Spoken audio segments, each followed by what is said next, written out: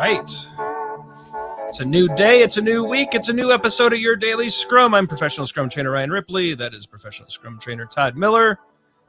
We both teach the SDO, scrum.org catalog of courses. Check out the description for more information about that. And our book, Fixing Your Scrum, Practical Solutions to Common Scrum Problems. Like and subscribe. We got a lot of new Fixing Your Agile coaching videos coming out. You don't want to miss those. Some of the top Agilists in the world have joined us to share their best tips and tricks. Like and subscribe so you don't miss it. All right, Todd, we're continuing our series today about relationships.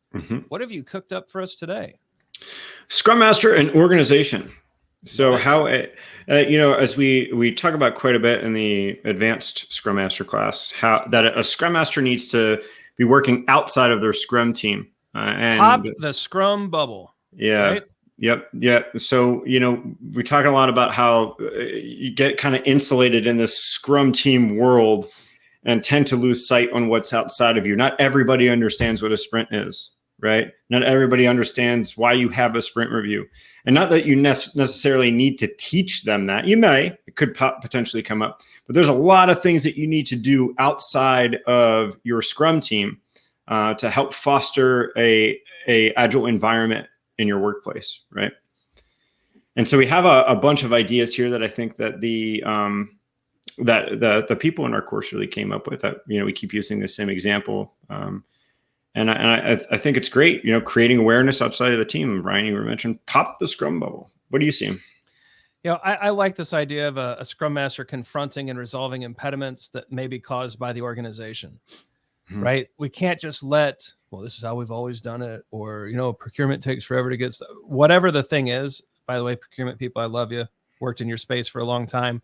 But I'm just saying, whatever the organizational impediment is, a Scrum Master must have zero tolerance for it, right? And that's how the Scrum Master interacts with the org. Now, do it kindly, do it peacefully, do it in a way that's professional, but no tolerance, right?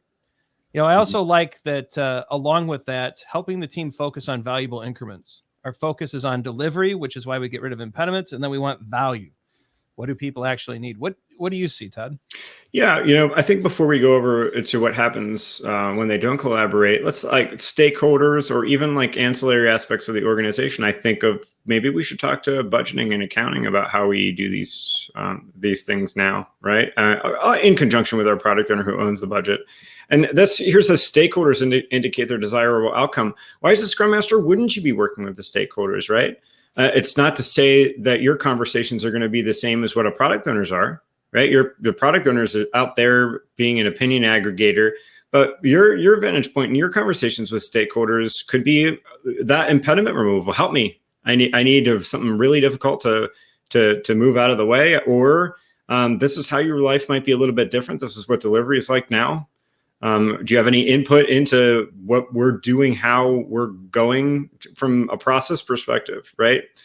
So I think the conversations might be a little bit different if you're a Scrum Master talking to stakeholders, and you might be there with a product owner as they're having those conversations or facilitating them.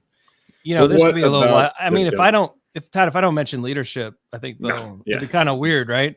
Yeah. So I am one of the leadership stewards at scrum.org. I write a lot of leadership content for all the trainers globally.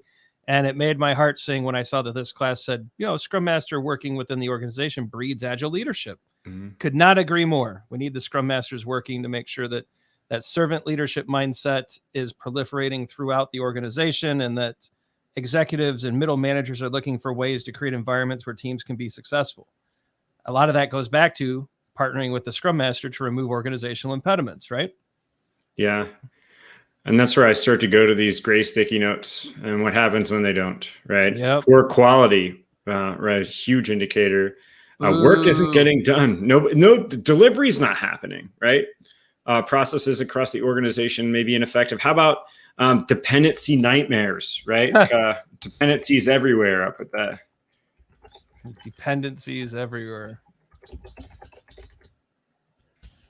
I see dependencies. Yeah, no, it's just an indication maybe that quality is suffering, that you've got a pretty monolithic type architecture, things like that.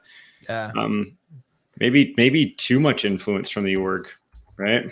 Or at least, the outside org, really having a huge influence on whether or not we can achieve our sprint goal, right? Yeah. Which is a huge one.